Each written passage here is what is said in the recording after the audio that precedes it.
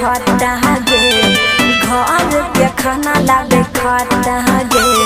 पिया बापर चाटा गे पिया बापर चाटा गे सवा दिन के मोहरो जे माथा गे सवा दिन के मोहरो जे माथा गे पिया बापर चाटा गे पिया बापर चाटा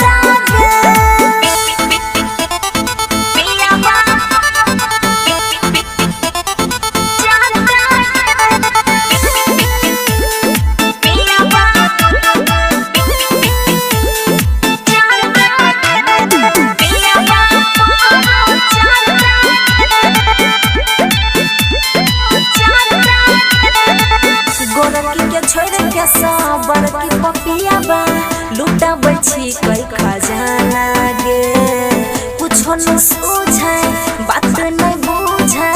कितना करिए माना गे गे सखी हाँ गे गोरकी के छोड़ के साबर की पपिया बा लूटा बची कई खजाना गे कुछो नहीं सूझे बात नहीं बुझे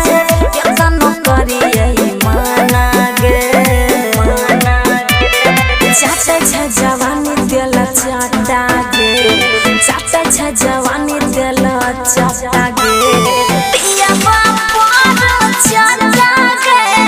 पिया बापर चाटा गे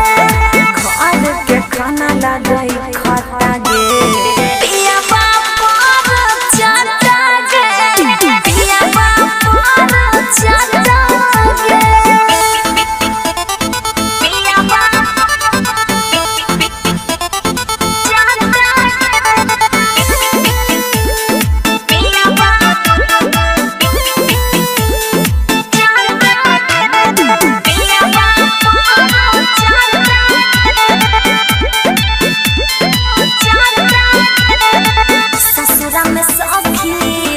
बड़ी होई छ नीक रहै नै हरावे गे केना के काटबै अपन जिंदगिया बनल छी कहे हरावे गे एक नंबर के हर छो हरावे गे ससुरा में सखी दुख बड़ी होई छ नीक रहै नै हरावे गे केना के काटबै अपन जिंदगिया बनल छी कहे हरावे गे राम भाजो राज लै छै बाटा गे लाला बाबू राजा लै छै बाटा गे पिया बापर चाटा गे पिया बापर चाटा गे घर के खाना लागे खाता गे पिया बापर